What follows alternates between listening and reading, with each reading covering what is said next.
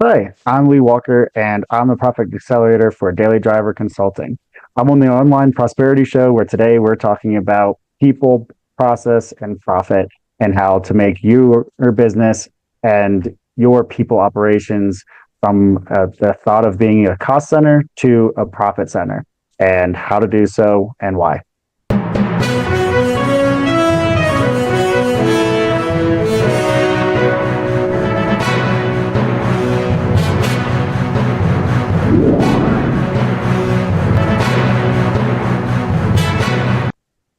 Welcome to yet another exciting episode of the Online Prosperity Show, the number one place to dive deep into game changing ideas, methods, and stories from people who've actually cracked the code. I'm your host, Prosper Taruvinga, and today we've got a magnificent guest that is joining us. Lee, how are you doing today? I'm doing great, Prosper. Thanks for having me. How are you doing today? Well, I am super excited for what we're going to be talking about, especially the actual daily drivers of business. And when people start a business, they usually think that they are the ones that are supposed to be driving the business or whatever income that is coming inside the business. But all of that is, based on the people and the actual,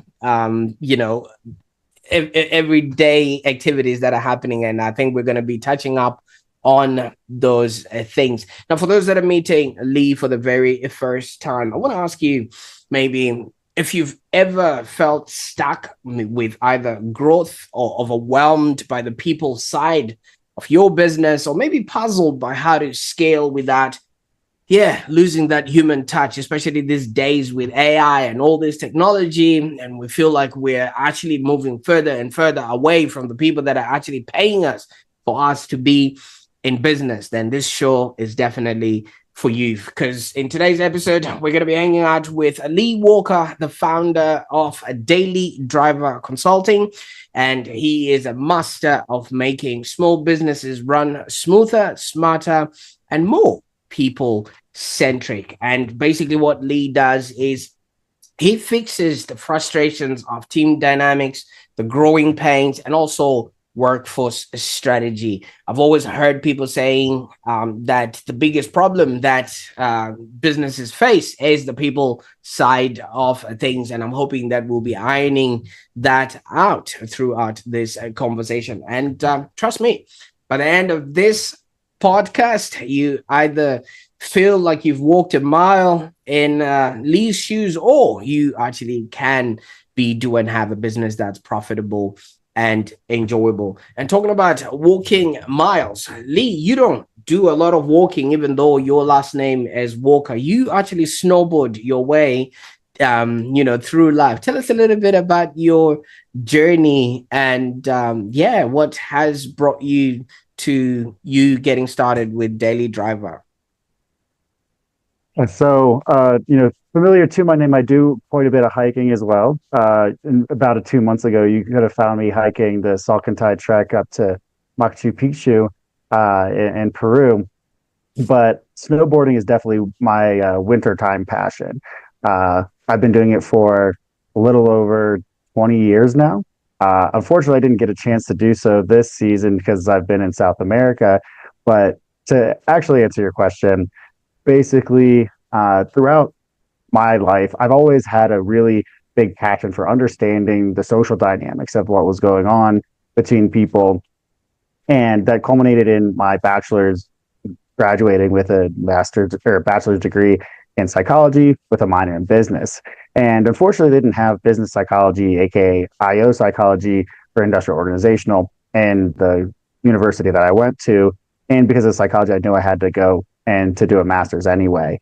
Well, I ended up doing so in the Netherlands and in the city of Maastricht at Maastricht University, and was there for about 2 years. Program was only one, but I did spend another year looking for work and traveling. Because if my first two passions are hiking and snowboarding, traveling is easily my third. As we'll kind of unfold a little bit more throughout this talk today. ultimately, my program was in, again, IO psychology, but it was really focused on HR consulting and helping all these businesses be better with their people strategy. One thing I realized going through high school, college, even post college first job, is that there's a huge lack of good support on people strategy. And a lot of people don't think about it, but like HR typically is the owner's defense against their employees from legal perspectives. And there's a new growing movement for having more people strategy, which is more bottom up rather than top down. Of course, it still covers the owners, but then it also looks at really what makes the employees, the human capital, a lot more motivated, a lot more excited, a lot more sticky to the organization so that everyone's happier to be there. Because so many business owners, especially small businesses, just didn't really know what they were doing. I really wanted to be that resource to help figure that out. Um, Unfortunately, doing my job in the Netherlands, it was a pretty big struggle to get into jobs there. Of course, in the Netherlands, most people probably know is the top English speaking country that isn't actually have it as a native language or an official language. So I didn't think it was going to be an issue not speaking Dutch there. And even though, especially with a lot of work experience, finishing with a good grade and everything, and I ended up spending about 9 months just traveling and applying for jobs and interviewing and not really getting anywhere. And so there was a lot of a struggle there. Ended up staying until just before COVID. Um, Ended up because one of my, I guess my fourth passion is really food and wine. Started working as an assistant sommelier or a trainee sommelier at the Waldorf Astoria in Amsterdam. Had a 2-star Michelin restaurant that I was working at, as well as another high level but not quite Michelin level restaurant in that same hotel, and really started developing some other skills and really learning a little bit more about the culture that I was in, even more than what I did by being the president of the snowboarding club at the university itself that prior year. So COVID brought me back to the US. And something that a lot of people probably remember is when COVID hit and a lot of small businesses were failing, there was a lot of frustrations about the small businesses and what they're going to do. There's a lot of rules that make it hard, and the support that was given to them was either really difficult to navigate or just wasn't really sufficient to keep the businesses going. And so I did a little bit of a transition because at first I was trying to get into really big accounting, or not accounting, but consulting firms, the big four. And that's what I was doing interviews in, because that's usually how a lot of consulting related people start their jobs, get their teeth cut in the big four, then move into a smaller boutique firm or start their own. And with me moving back to the US, I said, okay, I really want to support the small businesses. I created this program called Lee's Cool Friends, helping to connect all of the entrepreneurs and other people with really cool initiatives that I had met through my life, and give them another platform, another connectivity, and get their names out there. Up until I ended up at this accounting firm. And the only reason I went there was because a good friend of mine from middle school had, asked me about it a few times. And I was like, yeah, I don't really have any interest in accounting. I don't really have any interest in insurance agents. And then about 3 months later, he's like, hey, we're really looking to start a people advisory service here as well to help the employers with their people. And I said, okay, well, that's something I can get behind.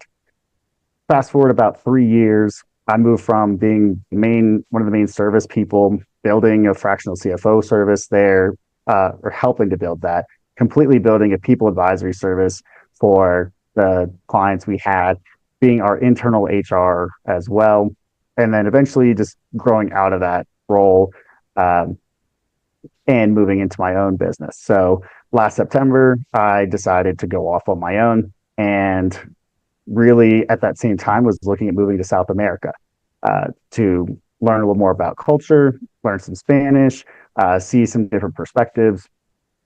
And so in September, I moved, started preparing for about 2 months to make it down to South America, and have more or less been living here since. And yeah, I guess that's basically the majority of the story. Here I am now, and been working with a few clients. I'm rapidly building my base and the value I can offer to people, and I'm really excited to say that I'm working with, people that not just that hopefully I'm inspiring, but that also inspire me to do their best work and to do my best work as well. Absolutely. And thank you so much for taking us on that really detailed journey, because there's so much that we can unpack from that. But let's just maybe go back a little bit, because you did mention you grew up in Maryland and obviously studied Mhm. psychology and business, but they didn't have the course on people, and you had to actually go to Maryland for that, and I mean to the Netherlands for that. Was there a culture shock, especially when you are coming from America and then going into the Netherlands? That really got you to start thinking, man, this is the reason why these people have these courses and we don't have them at home. So to clarify, there are universities that had similar programs in Maryland as well, but the cost benefit analysis for me just didn't make sense to stay in the US. To go to the Netherlands, it was a third the cost, about half the time for at least as good of a program. And then I got the opportunity to travel around Europe. I think overall, I ended up being able to go to about 25 countries in that time. So I got to see quite a bit of that continent. And I guess for the biggest culture shock, luckily it's not incredibly different. Dutch is still a Germanic language like English is, so there are some similarities, and everybody does speak English, but there are some like funny little things, like when you're talking about numbers, they use decimals where in the US you use commas and vice versa. There are some language differences and just kind of like styles that you pick up from the different area. Um, and of course, there is that reputation of being more direct that is still present, but isn't as prominent as it really comes off in the media and everything. But I will say it was pretty hard to get really drawn in. Like I made friends, but if I had not become the president of that board club called Stoked, I probably would have only gotten a very, very surface level experience of all the culture there. And there is a lot of really cool things about the culture that I liked, especially just how they organize their sports in the schools, how they treat each other and their support in the country for their citizens a little bit better. And it was one of the biggest shocks, I guess, was coming from the US where just about everybody has a car and it's standard. If you don't have one, you're kind of like the odd one out, unless you're in one of the top five major cities. And there it's like, oh, your family's doing well off if you have a car 90% of the time. Well, I can only imagine, Lee. They've got really small houses, especially in like Harlem or Amsterdam. And I actually discovered there's a hook outside one of the houses where they actually bring in furniture from the top. So you Furniture. can imagine, if that's the sort of uh, lifestyle, there wouldn't be space for a car. Now, with Mhm. all of this that you would have learned as you were going along, I mean, like you say, it's all about humans. You're learning about their food, different experiences and things of that nature. Did you ever try herring? I did not, but I'm not big on seafood to begin with, so going to herring was a pretty big jump. Yeah, right. But it also really, I mean, when you go to places like that, it gets you to really have empathy with other human beings, that they've had a culture and a way of life that existed whether you were there or not. And I think that's what a Hmm. lot of people don't quite have, especially when they get into leadership positions, because they're only seeing the world from the lens that they're seeing the world from, without having noticed that other people also have a different language and a whole different lifestyle. Would you say you haven't gone there really opened you up to the human side of being human? Yeah, absolutely. Learning the language, learning the food, learning the mindsets, and just having those really profound conversations with people.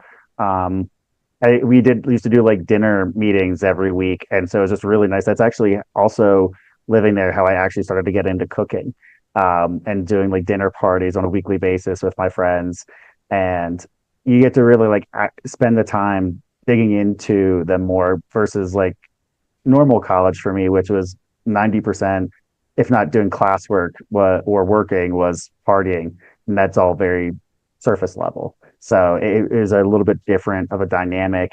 And I really did enjoy learning more about the people. And I still keep in touch with quite a few of them. One of my like closest friends there is actually meeting me in Colombia here in 2 days. So pretty excited to get to see him again. It's been a little while. I can imagine. I can imagine, and it's it takes a lot to obviously keep these relationships going, and it does say a lot about the person you've actually become. So, daily driver consulting, from what I'm seeing, you actually blend financial savvy with the people strategy side of things, but you would notice that so many people just say HR is a nice to have, until maybe things go wrong. Maybe you want to hire or fire somebody. So maybe tell them, especially now, why does, HR deserve a seat at the table, or why is it a business secret weapon? It's definitely a business secret weapon. It's, in the well, I actually just put out a book that's called People Plus Process Equals Profit. And I'm working on one specifically for accountants that's taking other accounting firms and it's to higher levels.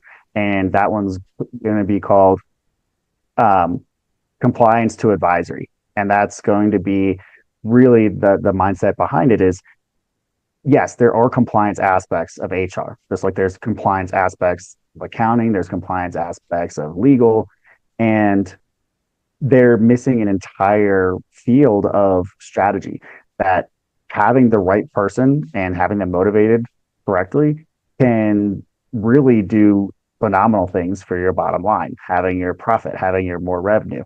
If you have one happy employee versus two unhappy employees, you're probably going to get a much better result out of one happy person and really preparing them for success. And that's one of my biggest things. So I think I worked with about 20 to 30 business owners while I was still at the accounting firm.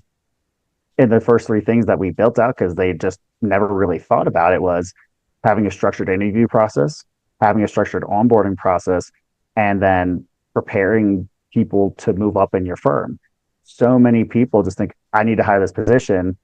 I just need to get somebody in here. And they don't think about how do you really get to the right person? How do you show them that you care about their development in your company and that you're going to prepare them for success by making sure they're brought into the company strategically and easily learnable way, and then prepare them to grow in the company. Like, how can you expect your company to grow if you're not going to grow the people that are essentially running the business for you? And so by just creating a couple of those different shifts and helping with their mindset on why they need to make being a great employer part of their identity, not just being a great business owner or a great salesperson that a lot of people get stuck in, or a great builder of the services, but being that great employer and making that part of their identity too can massively transform their business in the ways that they never realized. Now, from what I'm gathering from you is, a lot of business people just really focus on the personal brand of maybe the entrepreneur within the business, or the business brand, maybe the sort of promise that the business is making. So there also is a third one that I'm hearing, which is the employer brand. How do people view you as the right employer, and what sort of reputation have you gathered along the way for people to actually feel safe to be working for you? Is that something that I'm correctly hearing, that there's a third brand that needs to be fostered, which a lot of people might have been neglecting? Absolutely. So especially as service industries become more and more relationship based, and it's become a lot more important to not just deliver a product, but to deliver continuous services, add continuous value. When I was brought into that accounting firm, I was told essentially by all the clients I picked up, they're like, hey, you're the third or fourth person I've had. If you leave, I'm leaving. And so that, and it clearly what it said to me is that the people before them weren't necessarily being treated in a way. I mean, there was obviously other factors that happened, but there was one or two that felt that they weren't being prepared for success correctly.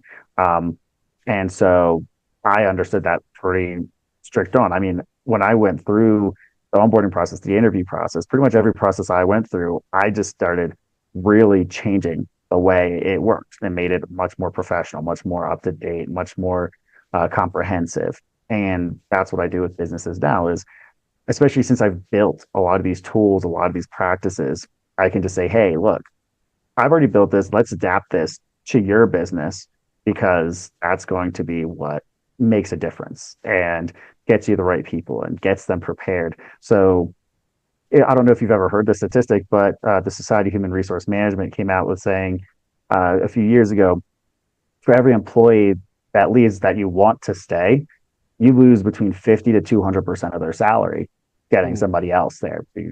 And it's huge because especially if that's a key player in your business, then you're talking about maybe you pay them $50,000 a year and you lose them. And to get somebody else up to their quality of level takes $100,000. That's a ton of your time. That's a ton of your money.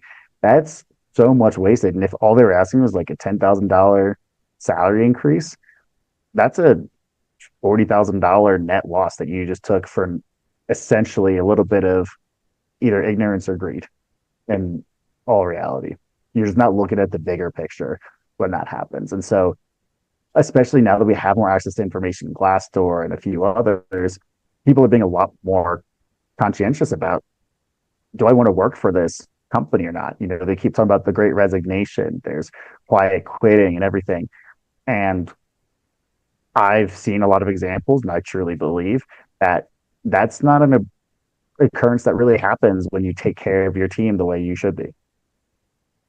Oh, absolutely. It's from what you're saying, it literally is cheaper to keep them then because if it's gonna cost you a lot more to then get somebody to that sort of level, you might as well, invest with the person that already have an understanding of who you are and what it is that you're doing. But you would also Mm-hmm. understand and see that lately in the workforce, there is now a new and emerging friction that's happening, which is the generational gap where there's people from a very older generation now meeting the new generation who are basically phone first or computer first, and the other people are still probably wanting to do the whole paperwork, and there's that mismatch that is happening where even the owners are saying I'm doing everything right but my people just don't gel. How do you untangle that? So it really depends on the situation. I don't necessarily go into the full team dynamic. Specifically, I do have a partner that really loves to go into that, and he has some statistical analyses that look at their personalities. What I do is recommend a few different questionnaires and having more regular feedback. One of the things that I heard a lot from the businesses I talked to is, well, yeah, we have great communication. I have an open door policy. And I'm like, okay, cool. But that's the bare minimum. Having an open door policy is still putting the onus on the employee. One of my master's um, degree uh, research talked about employee voice, which is really talking about, do the employees speak up when they know that there's something wrong? And we looked at the mitigating factors of, is it a political environment in that company? Do you think that you are rewarded for doing well and by speaking up, or are you rewarded for doing whatever your boss tells you and then making them happy rather than actually doing what's right? And so you're kind of putting a lot of faith in that there, you hope that these people that are going to potentially give you that feedback are just going to come to you with the feedback and hope that you just accept it and do something about it. What I often say is, hey, look, start asking them more questions. Give feedback in two different medias. So one, you can ask them some questions face to face, but also have some questions that you ask them just on a regular basis that is in text that gives them time to think about their answers. You've probably heard about the concept of the keyboard warrior. And the thing I keep telling these owners is, you want a keyboard warrior because that means that they get the opportunity to really think about what they're going to say and then tell you something that doesn't have an immediate reaction. Because sometimes if you tell somebody something they don't want to hear, they can be really emotional and reactive. And that creates an anxiety for the employee. But if they have the time to like write it down or think about what they're going to say instead of just being asked point blank, then you're going to get better answers and you're going to be able to also process it better usually. Beyond that, I really highly recommend is doing things regularly, asking for specific types of feedback on specific occasions. It creates a little bit more trust and safety because then they're not saying, oh, I'm being asked this question because something bad's going to happen or they want something from me. It's part of the normal procedure. And so they're also going to be a little bit more open. And then you get into the concepts of 360-degree feedback and really linking your employees' goals and dreams to your business's goals and dreams. I think one of the biggest problems a lot of these businesses have is there's a misalignment and they don't try to align them. And if you talk in the perspective of what your employees want in out of life, you're going to see a lot more connection there. And so, yeah, when you're asking about these different generations, it's because they're kind of speaking in two different languages. You know, a lot of the older generation didn't come from that concept of, yeah, you should like where you work. I even just had a conversation with my parents last week when I was home visiting them. And I was like, well, you know, you can't always just do what you want. Like sometimes you just have to take a job you don't like because you have to pay the bills. And I was like, well, my generation, we don't accept that. And we will, yeah, like there's still a need at times, but we're going to spend our energy trying to figure out how we can achieve our goals. And that means we're going to spend less effort on other people's goals if it doesn't align with us. So kind of getting out of that core mentality of like just taking crap that you're served rather than trying to make something better out of it. It is just something in the newer generations just aren't handling or don't want to deal with because we've already gotten handed so many other poor things as a generation that we're like, we can take that off the list. And also, there's one thing that was handed to this generation, which is, you know, you've mentioned it already, the pandemic, you know, and that nobody saw coming and nobody really understood what to do with that. But guess what came out of that? The flexibility of maybe being able to work from home, all those remote options that then opened up. The world became a global village. And I think people still want to hang on to that sort of time where they can, you know, like connect from wherever they can, as long as they do their work and things of that nature. But I find some leaders or some entrepreneurs resist that. They want people back in the office. How do you maybe bridge that tension so that both sides win? So it's interesting because, and actually in 2019, I wrote an article talking about how going remote is the way of the future. And I was like, pretty much 90% of white collar jobs have no reason to be in person as a constant. And of course, there's value in having a hybrid model, having people in, especially if they are doing in-person sales, for example. There is a value of those in-person connections. And especially during training is often delivered best when you're in person. But I think any person that has enough months of experience shouldn't really have much of a reason to go in the office except to have like weekly or monthly gatherings for social activities. And I think that can be a good medium is, you know, a lot of hybrid models exist where it's 1-2 days a week, maybe 3 days a week. My ideal, if I wasn't just a big traveler and constantly gone everywhere, would be 1, maybe 2 days a week. And that's what I recommended. And especially if it's relevant to the role. Obviously, you can't do that when you run a brick and mortar business. You need people at the office. That's just the reality of it. But if you work on the computer all day and all you see your clients through the computer all day, I think there's a lot less reason to be remote. And so it takes an evaluation of what's absolutely necessary for the business. How can I let go of some micromanaging tendencies? Because I find that there's a huge correlation between the people that want the owners and managers that want people in the office have either low trust of their employees or just have micromanagement tendencies that are a little bit too strong. And that's also going to push people away. You've also probably heard that there's a lot of companies that are and even government organizations that are mandating coming into office just as a way to get people to quit because it's cheaper than offering, making them leave and offer severance and other different things. That's honestly, it's a good bottom line practice, but a terrible people practice. So I'd never recommend that to my employees or my clients personally.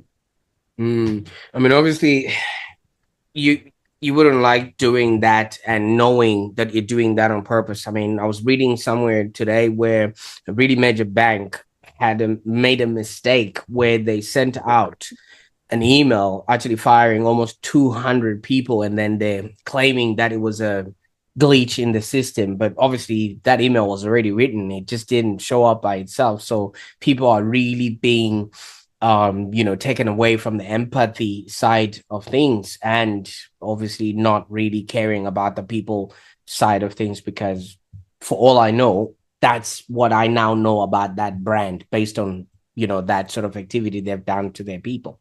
When you designed your people advising service, how do you make it scalable yet still has the personal element to it? Because so many different companies have different procedures and also different people, and like we have already established, there's just so many variations.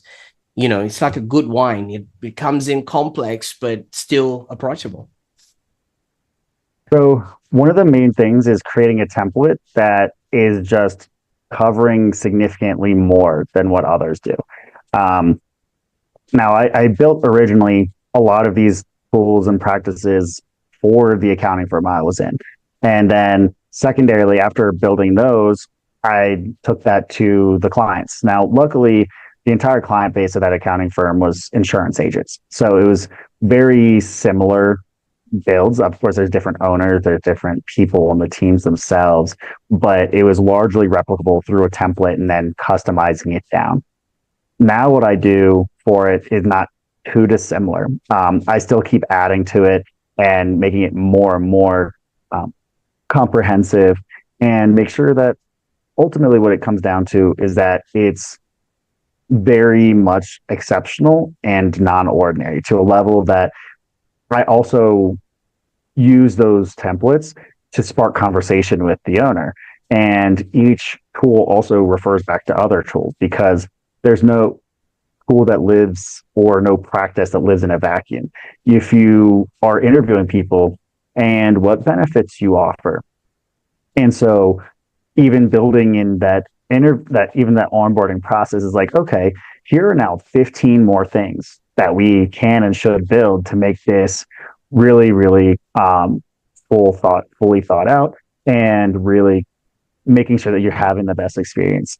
So what I do now that I'm working with a little bit more of a variety of clients, I still niche down into the accountant space. I'm also working a lot with boutique hotels.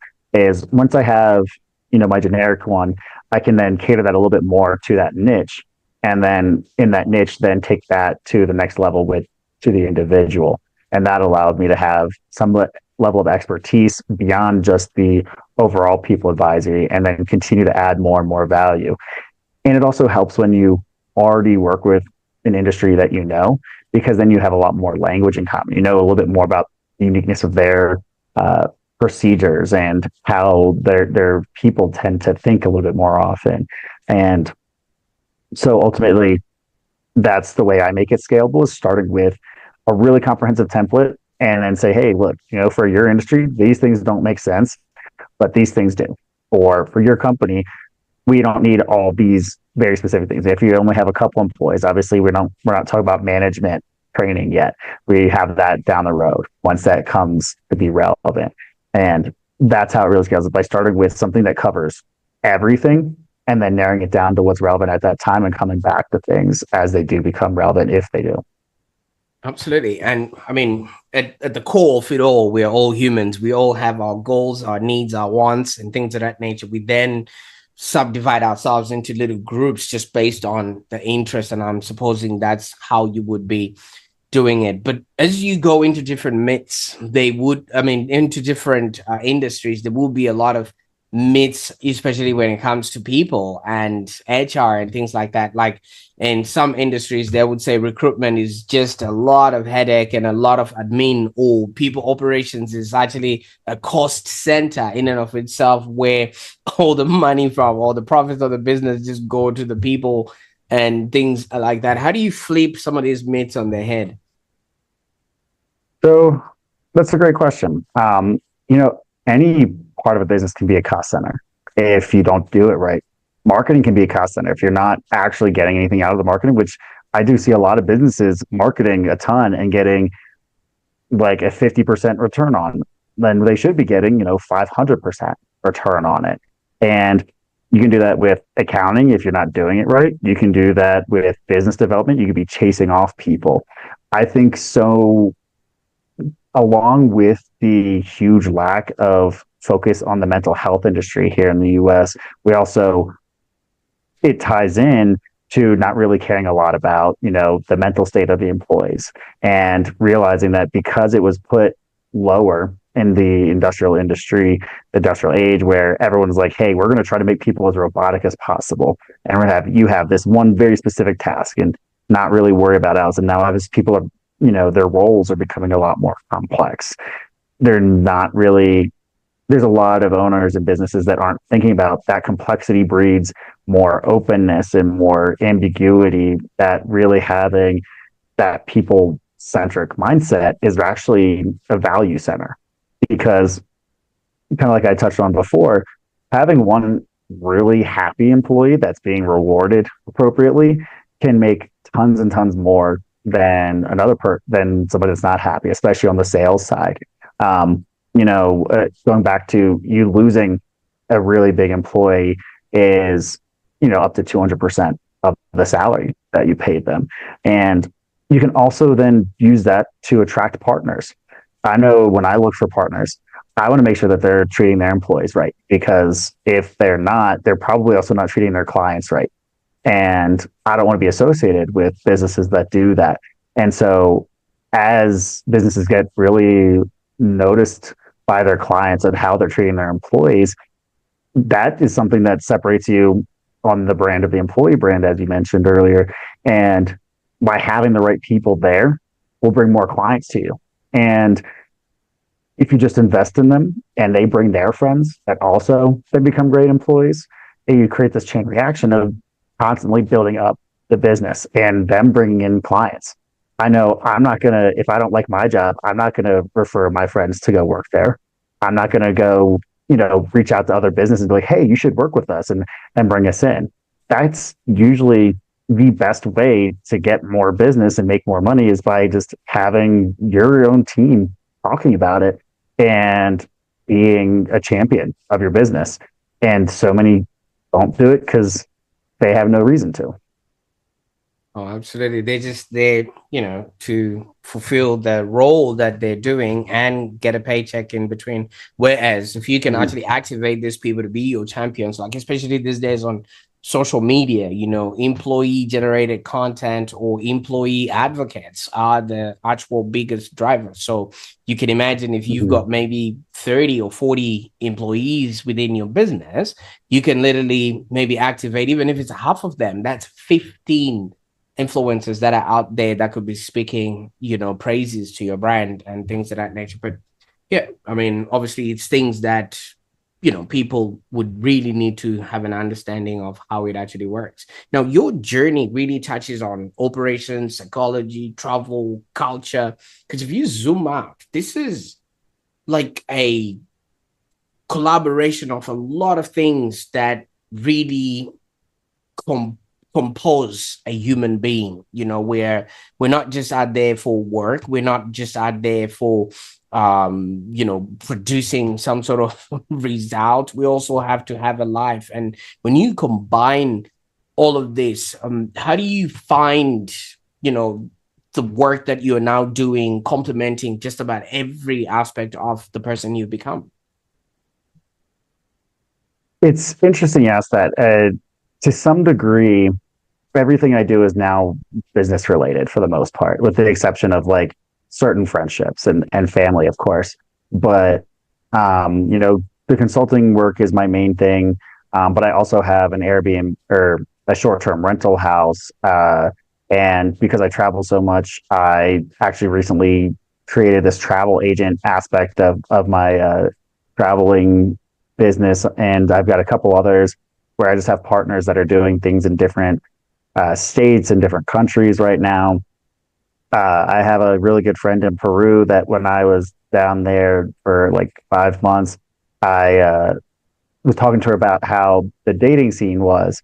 And she's like, yeah, well, you pretty much here in Lima have the option of like going out and drinking and or meeting somebody through friends, or you go out dancing late at night. And it's a very late night culture there. I was like, well, are there options to meet people on a regular basis that's more positive focus, like learning skills together and, maybe have a drink or two, but the focus is meeting a bunch of people that want to grow and want to learn? And she said no. And we looked and did some market research and there was nothing. So we built this event dating company which focused around, hey, we're do cooking classes, dance classes, even massage classes for the ones that were feeling a little bit extra risque, and things of that nature. And it just kind of was born out of just a conversation of like, hey, is there a need here? We can fill that need. And that's where a lot of things come in. And so between, the consulting and now that's why I started working with boutique hotels and being a travel agent, is because there's a lot of people in the travel industry that just don't have the support that they need. And they don't have the strategic advice and people that are looking out for them. A lot of I see risks in a lot of small businesses is sometimes the people close to them are trying to take advantage, or they just don't have the breadth of knowledge for giving actually good, useful advice. So I really focus on, hey, I'm here in your corner and I want to make sure that, you're giving people better experiences, because you're going to get a better experience. I'll get a better experience. Everybody wins when you do things the right way. And that has been a guiding aspect of that is, I go enjoy my life. And, if I see an opportunity in the business I like to talk to them like, hey, are there things you're struggling with? Is there something I can help you with? I'm actually, I went to a winery back in Maryland a week ago, and they said the business has been struggling since COVID. Essentially, I was like, hey, well, do you want to talk to me about how I can help? Let's set a meeting. I'm meeting with them tomorrow. So, yeah, it comes at you from anywhere. And I think the more you come in with a genuine desire to be good to people and like help them, they'll see it. And when you incorporate that into your life and to your friendships and just, people you meet and just being curious about who they are, it creates a lot more well-rounded foundation. And of course, coming with a little bit of an accounting background, it's kind of nice to know that I can figure out some way to write off just about everything I do to some degree for tax purposes. Absolutely. You know what I like about that, Lee, is it really paints a picture to especially the entrepreneurs or the employers out there who do not see that out of the people that they're hiring, because we're all multifaceted individuals. And if that one person can, leverage their skill set, their experience, and who they have become to help elevate your business in a way that you possibly wouldn't have by yourself, guess what? That business becomes profitable and enjoyable. And I just really like that aspect of what you just said. Now, if somebody's watching this and really intrigued about any one of the things that you've mentioned, especially maybe the dating side of things or the Airbnb side of things, where can they get a hold of you or maybe just start a conversation with you? Yeah, so the easiest way is to reach out to me through my email. It's lee@dailydriverconsulting.biz, BIZ. You can also go to my website. It's the same thing with the Lee at in front of it. And love to have a chat with you and teach you a little bit more. And I have my Instagram that's also at Daily Driving Consulting. And so you can also request a copy of my book. Happy to send one over to you. And looking forward to chatting with anybody who's interested.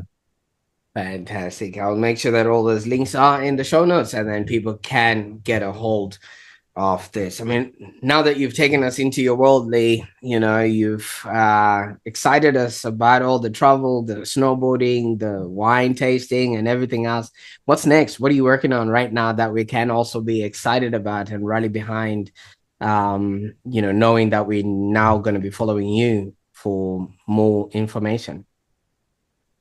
So the thing I'm most excited about is really developing some group programs, both for my accountant space, my hotel space, and then just general businesses. So I'm building more of an ecosystem. I want that anybody that's working with me or any of my uh, partners is going to have a resource that they can really trust and be a part of, because we're all helping each other, making sure that any business related needs are taken care of. Aside from that, down in South America learning Spanish so that I can also help a lot of the people that are more Spanish speaking forward and have English as maybe their second language or a non-language, to be able to help a lot of the businesses that I care about down here as well, and just make it so that information that's useful and good is more accessible. Absolutely. Now, Lee, I can't thank you enough for the time that we spent on the show today. I mean, your life story and your experience have got so much value for any person that's really, looking to bridge that gap, or the tension between growth and actual humanity, because some people just get it wrong because they're chasing the things that they think are the things that actually drive the business, but the daily drivers are the human side of the business. So thank you so much for your time today. Yeah, thank you for having me on. It was a pleasure talking to you, Prosper. Absolutely. Wow, what a ride with Lee Walker today. And if you resonated with this journey, I mean, from the snowy slopes to strategy rooms, or maybe saw yourself in the tension between growth and humanity, I don't think you're alone in that. Lee has definitely shown us that scaling with care and using strategic HR tools isn't just practical, but it's actually transformative, not only for yourself, but for the people that are involved. And from what I gathered, it actually saves you a lot of money because it will cost you twice as much to try and get half of what you already have. And that's one of the things that you just need to be cognizant of. And guess what? In our next episode, we're going to be sharing ideas that will also help you create a happier, more fulfilling experience, not only for yourself, but for those that are around you, because prosperity isn't just revenue, it's also joy, purpose, and well-being. And if you're an entrepreneur or you're working for one, please share this episode with someone who could use a spark of hope or maybe practical insight. Before you send that resignation letter, maybe your boss just doesn't know what's possible. You might just share with them this video, and it might actually help them be, do, and have a business that's also profitable and enjoyable. So if Lee's story lit something in you with a question that he asked, which is why you, why now? I want you to drop in the comments there, ask all the questions that you might have. Lee would be looking around to see if he can answer them. Or I'll put all the links in the show notes below so that you can actually connect with him. And I'd love to hear, what you're doing with the information you've received today. Until next time, stay curious, stay kind, and keep growing. Bye for now.